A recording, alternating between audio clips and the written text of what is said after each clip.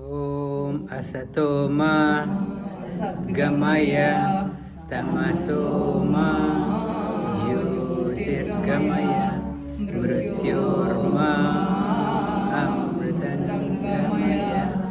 ಓಂ ಶಾಂತಿ ಶಾಂತಿ ಶಾಂತಿ. ಎಲ್ರಿಗೂ ನಮಸ್ಕಾರ. ಇಲ್ಲಿ ಉಷಾ ಅವ್ರ ಮನೆಗೆ ಇದು 5ನೇ ಸಲ ಇರುವುದೊಂದು ಕಾರ್ಯಕ್ರಮ. ತಮ್ಮೆಲ್ಲ ಹೆಚ್ಚಿನ ಮುಖಗಳು ಚಿರಪರಿಚಿತ, ತಮಗೆಲ್ಲ ಸ್ವಾಗತ. ಮತ್ತು ಆಧ್ಯಾತ್ಮ ಯೋಗ ಇನ್ ಡಿವಿನಿಟಿ ಇನ್ ಯೋಗ, ಆಧ್ಯಾತ್ಮ ಸಾಧನೆಗೆ ಎಲ್ರಿಗೂ ಸ್ವಾಗತ. ಇದರಲ್ಲಿ ಶಾಂತಿ ಮಂತ್ರ ಹೇಳಿದ್ದು ಅಸತೋಮ ಸದ್ಗಮಯ. ಜೀವನದಲ್ಲಿ ಏನು ಬೇಕೋ ಅದು ನಮಗೆ ತಿಳಿಯೋದಕ್ಕೆ ಎಲ್ಲ ತಪ್ಪು ದಾರಿಯಲ್ಲಿ ಹೋಗ್ತಾ ಇದ್ವಿ, ಸರಿ ದಾರಿಯಲ್ಲಿ ತಿಳಿಲಿ ಅಂತ ಒಂದು ಪ್ರಾರ್ಥನೆ. ತಮಸೋಮ, ಕತ್ತಲಿನಿಂದ ಬೆಳಕಿನ ಕಡೆ ಹೋಗೋಣ. ಮೃತ್ಯು ಅಂದರೆ ಎವಿಟಬಲ್, ಸಾವು ಮಾತ್ರ ಅಲ್ಲ. ಕೆಲವರು ಶ್ರೀಮಂತರು ಆಲ್ ಆಫ್ ಎ ಸಡನ್ ದುಡ್ಡು ಕಳ್ಕೊಂಡಾಗ ನಾನು ಸತ್ತೆ ಅಂತ ಹೇಳ್ತಾರೆ. That is also death. ಕೆಲವರಿಗೆ ಸಂಭಾವಿತರಿಗೆ ಯಾವುದಾದ್ರು ಅಪವಾದ ಬಂದಾಗ, ಕೆಟ್ಟ ಅಪವಾದ ಬಂದಾಗ ನಾನು ಸತ್ತೆ ಅಂತ ಹೇಳ್ತಾರೆ. ಇದರಲ್ಲಿ ಕೆಟ್ಟ ಹೆಸರು ಬಂತು ಅಂದರೆ ಸತ್ತೆ ಅಂತ. ಅಂದರೆ ಇದರಲ್ಲಿ ನಮ್ಗೆ ಯಾವುದು ಜೀವನದಲ್ಲಿ ಸೋಲು ಇಲ್ಲದೆ ಇರಲಿ ಅಂತ ಪ್ರಾರ್ಥನೆ. ತಮಸೋಮ ಮೃತ್ಯೋರ್ಮ ಅಮೃತಂಗಮಯ. ಯಾವ ಕೆಟ್ಟ ಹೆಸರು ಬರದೇ ಇರಲಿ ಜೀವನದಲ್ಲಿ, ಯಶಸ್ಸಿನ ಕಡೆ ಪ್ರಯಾಣ ಅಂತ. ಇವತ್ತು ಒಂದು ಸ್ಪೆಷಲ್ ದಿವಸ. ಇವತ್ತು 12ನೇ ಜನವರಿ ಸ್ವಾಮಿ ವಿವೇಕಾನಂದರ 160ನೇ ಜನ್ಮದಿವಸ. ಹೆಚ್ಚಿನವರು ನಾವು ಮೃತ್ಯೋರ್ಮ ಅಮೃತಂಗಮಯ, ಸತ್ತರೆ ನಾವು ಸತ್ವಿ ಅಂದರೆ 2 ದಿನ ಕಣ್ಣೀರು ಹಾಕ್ತಾರೆ, ಒಂದು 2 ದಿನ ನಮ್ಮ ಫೋಟೋ ಗೋಡೆ ಮೇಲಿರುತ್ತೆ. ನಾವು 2-3 ದಿನ ಆದಮೇಲೆ ಆ ಫೋಟೋ ಯಾಕೆ ಇದು ವಾಲ್ ಮ್ಯಾಚ್ ಆಗಲ್ಲ ಅಂದ್ಬಿಟ್ಟು ಫೋಟೋ ತೆಗೆದ್ಬಿಟ್ಟು ಪಕ್ಕದಲ್ಲಿ ಇಡ್ತಾರೆ, ಆಮೇಲೆ ಗರಾಜಲ್ಲಿ ಇಡ್ತಾರೆ, ಆಮೇಲೆ ಎಸ್ಬಿಡ್ತಾರೆ. ನಮ್ಮೆಲ್ಲ ಜೀವನ 2 ದಿನ ಗೋಡೆಯಲ್ಲಿ, ಒಂದು ತಿಂಗಳು ಬಿಟ್ಟರೆ ಯಾರಿಗೂ ನೆನಪಿಲ್ಲ. ನಮ್ಮ ಜೀವನ ಹಾಗೆ. ಸ್ವಾಮಿ ವಿವೇಕಾನಂದರು ಎಷ್ಟು 38 ವರ್ಷ ಬದುಕಿದ್ದು, 160 ವರ್ಷ ಆದಮೇಲೂ ಇನ್ನೂ ಜನಗಳಿಗೆ ಸ್ಫೂರ್ತಿ ನೀಡ್ತಾ ಇದ್ದಾರೆ. ಅದರದ್ದು ಮಹಾ ಪುರುಷರನ್ನು ಯಾಕೆ ನೆನೆಸ್ಕೊಳ್ಬೇಕಂದ್ರೆ, ನಾವು ಅವ್ರಿಗೆ ಆರತಿ ಮಾಡೋದು ಅದು ಮುಖ್ಯ ಅಲ್ಲ. ಅವ್ರಿಗೇನು ಬೇಕಾಗಿಲ್ಲ, ನಿಮ್ಮ ಆರತಿ ಬೇಕಾಗಿಲ್ಲ, ನಮ್ಮ ಆರತಿ ಬೇಕಾಗಿಲ್ಲ. ಅವ್ರಿಗೆ ಯಾಕೆ ನೆನೆಸ್ಕೊಳ್ಬೇಕಂದ್ರೆ ನಮ್ಮ ಜೀವನನೂ ಹಾಗಾಗಬೇಕು. ಯಾಕೆ ನೆನೆಸ್ಕೊಳ್ತೀವಿ ಅಂದರೆ ನಮ್ಮ ಜೀವನನೂ ಹಾಗಿರಬೇಕು. ಹೋದ ಮೇಲೂ, ನಾವು ಅಗಲಿದ ಮೇಲೂ ನಮ್ಮನ್ನು ನೆನೆಸ್ಕೊಳ್ಳುವಂಥ ಜೀವನ ಮಾಡಬೇಕು. ಹಾಗೆ ಸ್ಫೂರ್ತಿ ಪಡಿಬೇಕು. ನಾನು ಯಾವಾಗಲೂ ಹೇಳ್ತೀನಿ, get inspired by others but not to follow any one. Swami Ramakrishna ಮಠದಲ್ಲಿ ಎಷ್ಟೋ ಸಾವಿರಾರು ಸ್ವಾಮಿಗಳು ಬಂದು ಹೋಗಿದ್ದಾರೆ. ಎಲ್ಲರೂ complete life of Swami Vivekananda ಅಂತ ಬಾಯ್ಪಾಠ ಮಾಡ್ತಾರೆ. ಆದರೆ ರಾಮಕೃಷ್ಣಾಶ್ರಮದಿಂದ ಇನ್ನೊಂದು ವಿವೇಕಾನಂದ ಬಂದಿಲ್ಲ. You can't follow any one. ಜೀವನದಲ್ಲಿ ನಾವು ಹೇಳೋದು, ನಾವು ಇವ್ರನ್ನ ಫಾಲೋ ಮಾಡ್ತೀವಿ, ಈ ಧರ್ಮ ಫಾಲೋ ಮಾಡ್ತೀವಿ, ಇವ್ರನ್ನ ಫಾಲೋ ಮಾಡ್ತೀವಿ ಅಂತ ಹೇಳ್ತೀವಿ. ಅದು ಬರೀ ಮುಖಸ್ತುತಿ. ಯಾರನ್ನು ಫಾಲೋ ಮಾಡಲಿಕ್ಕಾಗಲ್ಲ. ನಾವು ಸುಮ್ಮನೆ ಹೇಳೋದು, ನಾವು we are following that one ಅಂತ. ಅದರಲ್ಲಿ ಹೇಳುತ್ತೆ, ಇದರಲ್ಲಿ 2 ಫಿಂಗರ್ ಪ್ರಿಂಟ್ ಸೇಮ್ ಇರಲ್ಲ, 2 DNA ಸೇಮ್ ಇರಲ್ಲ, and no 2 leaves of the tree are the same. 2 ಹಣ್ಣು ಮರದಲ್ಲಿ ಒಂದೇ ಥರ ಇರಲ್ಲ. ನಾವು ಇನ್ನೊಬ್ಬರನ್ನ ಫಾಲೋ ಮಾಡ್ತೀವಿ ಅಂತ ಹೇಳೋದು, it is only to cover our weakness. You can't follow any one. ಅದರಲ್ಲಿ ಹೇಳುತ್ತೆ, since 2 finger prints are not the same, discover your self. ನಿಮ್ಮನ್ನು ನೀವು ಅರ್ಥಕೊಳ್ಳಿ. Become a role model for others.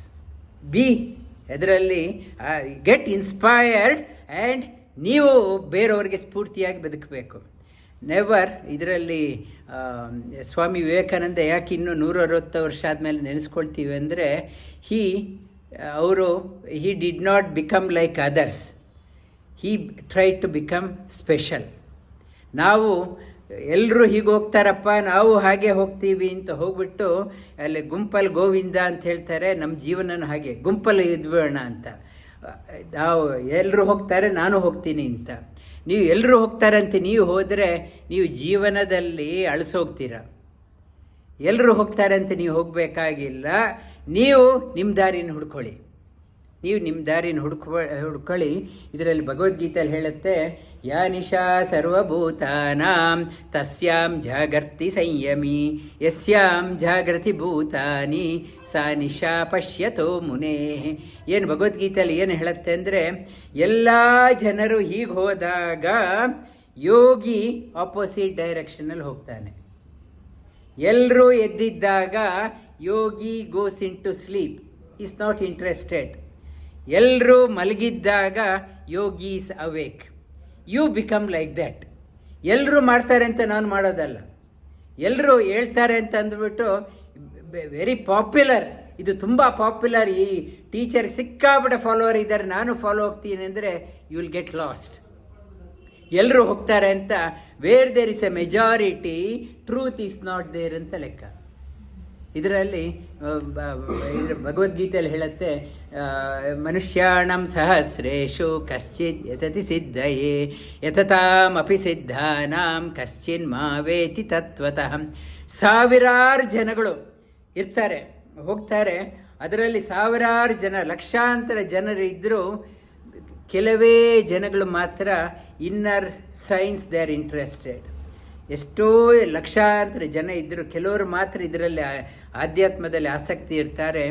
ಆಧ್ಯಾತ್ಮದಲ್ಲಿ ಆಸಕ್ತಿ ಇರೋರಲ್ಲೂ ಎಲ್ಲೋ ಬೆರಳೆಣಿಕೆ ಅಷ್ಟು ಜನ ತಿಳಿತಾರೆ. ಸೊ ಎಲ್ಲರೂ ಇದ್ದಾರೆ ಅಂತ ನಾವು ಹೋಗೋಕ್ಕಾಗಲ್ಲ. ಸತ್ಯ ಯಾವಾಗಲೂ is on A minority, truth is always A minority. So majority ಹಾಗೆ ಹೋಗ್ತಾರೆ ಅಂತ ಅದು ಹೋಗ್ಲಿಕ್ಕಾಗಲ್ಲ. ಸತ್ಯ ಆಲ್ವೇಸ್ ಇಸ್ ಎ ಮೈನಾರಿಟಿ. ಸತ್ಯದಲ್ಲಿ ಕಡೆ ಹೋಗ್ತೀನಿ ಅಂದಾಗ ನಿಮ್ಮ ಮನೆಯಲ್ಲೇ ನಿಮ್ಮ ವಿರೋಧ ಇರ್ಬೋದು, ನಿಮ್ಮ ಮಕ್ಕಳಲ್ಲೇ ವಿರೋಧ ಇರ್ಬೋದು, ನಿಮ್ಮ ಗಂಡ ಅಕ್ಕ ತಂಗಿ ಅವರೇ ವಿರೋಧ ಮಾಡ್ಬೋದು, ನಿಮಗೆ ನಿಮ್ಮ ಫ್ರೆಂಡ್ಸ್ ಸರ್ಕಲ್ಲೇ ನಿಮಗೆ ವಿರೋಧ ಮಾಡ್ಬೋದು. ಬಿಕಾಸ್ ಅದರ ಸತ್ಯ ಆಲ್ವೇಸ್ ಇಸ್ ಎ ಟಫ್. ಕ್ಷುರಸ್ಯ ಝಾರ ನಿಶಿತ ವಿಹಾಯ್, ಇದರಲ್ಲಿ ಕಠೋಪನಿಷತ್ತಲ್ಲಿ ಹೇಳುತ್ತೆ, ಹಲಿಗೆ ಮೇಲೆ ನಡೆದಿತ್ತರ ನಾವು ಜೀವನದಲ್ಲಿ ಬೇರೆಯವರು ಏನೋ ಅಂದ್ಕೊಳ್ತಾರೆ ಅಂದ್ಬಿಟ್ಟು ನಮ್ಮ ಸತ್ಯ ಅನ್ವೇಷಣೆ ಬಿಟ್ಬಿಟ್ಟು ಅವ್ರಿಗೋಸ್ಕರ ನಾವು ಜೀವನ ಮಾಡ್ತೀವಿ.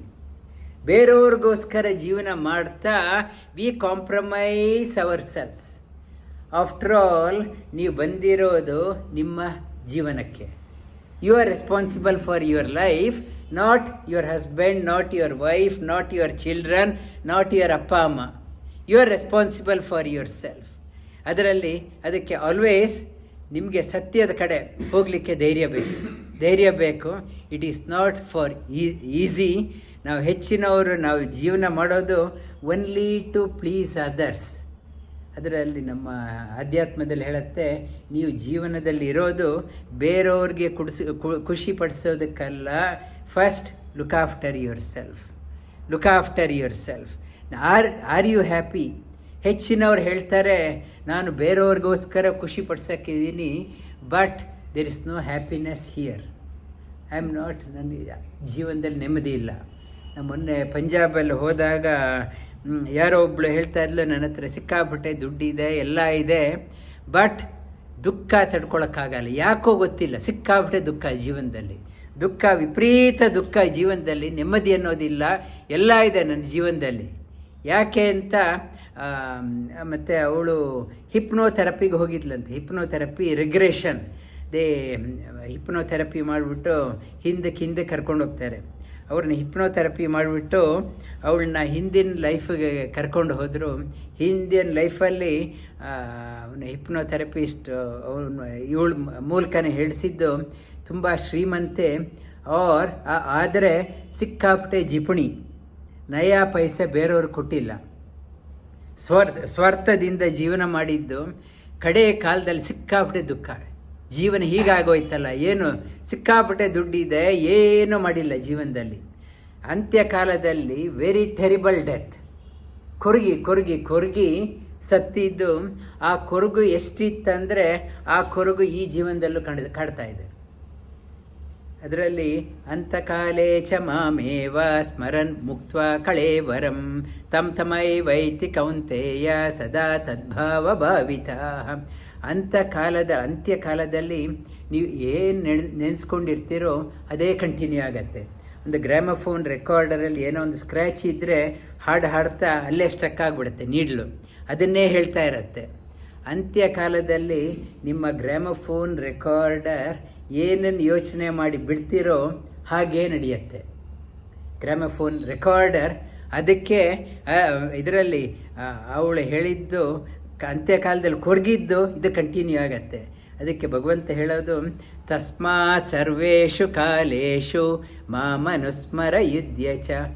Always think good, think positive, think noble. ಒಳ್ಳೆಯ ಜನಗಳ ಜೊತೆ ಸಂಪರ್ಕ ಬೆಳೆಸಿ. 100 ಫ್ರೆಂಡ್ಸ್ ನನಗೆ ಬೇಕಾಗಿಲ್ಲ, ಒಬ್ಬರೋ ಇಬ್ಬರೋ ಸಾಕು.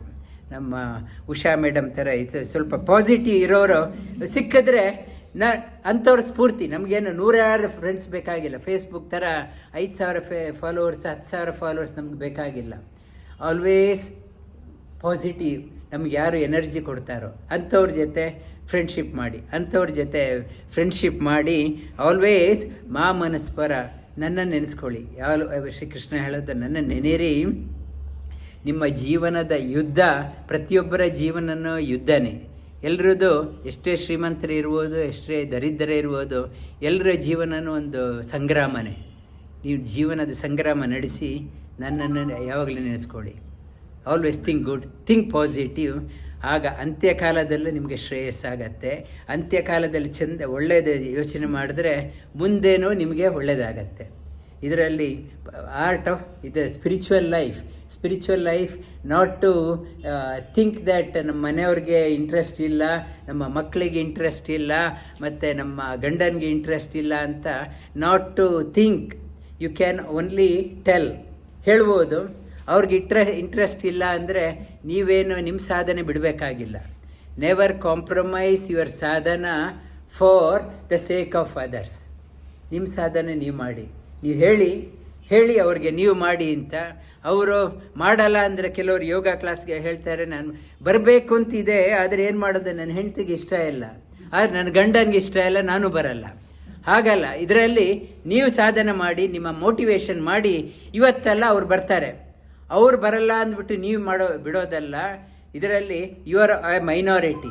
ಸಾಧನೆ ಮಾಡಿ ನೀವು ಗಟ್ಟಿಯಾದಾಗ ಯು ಶುಡ್ ಬಿ, ನಿಮ್ಮ ಸ್ಪಿರಿಚುವಲ್ ಸ್ಟ್ರೆಂತ್ ಎಷ್ಟಿರಬೇಕಂದ್ರೆ ಬೇರೆಯವ್ರನ್ನ ಚೇಂಜ್ ಮಾಡೋ ಥರ ಇರಬೇಕೆ ಹೊರತು ಅವರ ನೆಗೆಟಿವ್ ಎನರ್ಜಿ ಸೋ ಪವರ್ಫುಲ್, ನೀವು ಅವ್ರ ಥರ ಆಗೋದಲ್ಲ. If there energy so powerful, you will become like them. ನಿಮ್ಮ ಎನರ್ಜಿ ಅಷ್ಟಿರಬೇಕು. ಸಾಧನೆ ಮಾಡಿ ಅವರು ನಿಮ್ಮ ಹತ್ರ ಬರಬೇಕು. ಸಾಧನೆ ಅಂದರೆ ಅಧ್ಯಾತ್ಮ ಸಾಧನೆ ಅಂದರೆ ನಿಮ್ಮ ಎನರ್ಜಿ ಎಷ್ಟಿದೆ ಅಂದರೆ they get influenced by you, not you are getting influenced by them. Okay, ಅದರಲ್ಲಿ ಸಾಧನೆ ಅಂದರೆ ಹಾಗಿರಬೇಕು. You do the sadhana, you so positive, you are influencing others. ಅದರಲ್ಲಿ if you are trying to become like somebody else, you will be selling your product at a discounted price. ನಿಮ್ಮ ಪ್ರಾಡಕ್ಟನ್ನು cheap ಪ್ರೈಸ್ಗೆ heavy ಡಿಸ್ಕೌಂಟಲ್ಲಿ clearance sale ಥರ ಮಾರ್ತೀರ. But if you are able to influence others, you will be selling your product at a premium price. ನಿಮ್ಮ ಜೀವನದಲ್ಲಿ premium price ಸಿಗಬೇಕು ನಿಮಗೆ. You should not get a condemned price, discounted price, junk price for your life. You should get a premium price for your life. Premium price. ನಮ್ಮ ಸಾಧನೆ ಯಾಕೆ ಮಾಡಬೇಕಂದ್ರೆ get premium price for your life. ಜೀವನದಲ್ಲಿ ಗೌರವ, ಅಭಿಮಾನ ಮತ್ತು ನಿರ್ಭಯ, ಇದೆಲ್ಲ these gives a premium price for your life. ನಿಮ್ಮ ಜೀವನದಲ್ಲಿ ಇದರಲ್ಲಿ ಇನ್ನೂ ಎತ್ತರಕ್ಕೆ ಹೋಗಬೇಕು. ಅದು ಪ್ರೀಮಿಯಂ ಪ್ರೈಸ್ ಸಿಗಬೇಕು. ನೀವು ಬೇರೆಯವ್ರ ಥರ ಆಗ್ತೀನಿ ಅಂತ ಹೋದರೆ ನಿಮ್ಮ ಬಗ್ಗೆನೇ ಅಭಿಮಾನ ಇಲ್ಲ. You sell your product at a discounted junk price. ಗುಜಡಿ ಅಂಗಡಿಯಲ್ಲಿ ಮಾರೋ ಥರ ತೂಕಕ್ಕೆ ಮಾರಿತಾರ, ಕಿಲೋಗೆ ಪೇಪರ್ ಮಾಡ್ತಾರಲ್ಲ, ಹಾಗಾಗತ್ತೆ. ಅದರಲ್ಲಿ no value. You should get a premium price. ಅದಕ್ಕೆ you have to do the sadhana. ನಮ್ಮ ಸ್ವಾಮಿ ವಿವೇಕಾನಂದರ ಜನ್ಮದಿನದಂದು ಅವರ ಸಂದೇಶನೂ ಅದೇ. ಸಂದೇಶ ಉಪನಿಷತ್ತಿನ ಸಾರನೂ ಅದೇ, ವೇದಗಳ ಸಾರನೂ ಅದೇ, ಭಗವದ್ಗೀತೆಯ ಸಾರನೂ ಅದೇ. Get premium price for your product. Get premium price in your life, not to devalue your self and sell your product at a junk price. ನಿಮಗೆ ಪ್ರೀಮಿಯಂ ಪ್ರೈಸ್ ಸಿಗಬೇಕು, ಅದಕ್ಕೆ ಸಾಧನೆ ಮಾಡೋದು. Spirituality is not for a weak person, only for the strong. Leadership ಬರಬೇಕಾದ್ರೆ, leader ಆಗಬೇಕಾದ್ರೆ cannot be a weak person. ಇದರಲ್ಲಿ ನಿಮ್ಮ spiritual sadhana is not a sign of cowardness but sign of strength. ಭಕ್ತಿ ಅಂದರೆ ನಮ್ಮ ಅಯ್ಯೋ ಅಂತ ದೈನ್ಯತೆ ಅಲ್ಲ. ಭಕ್ತಿ ಮಾಡೋದು, ಶರಣಾಗತಿ ಆಗೋದು ಭಗವಂತನ ಅನುಗ್ರಹ ಇರಲಿ ಅಂತ, ಅದಕ್ಕೂ ಶಕ್ತಿ ಬೇಕು. ಈ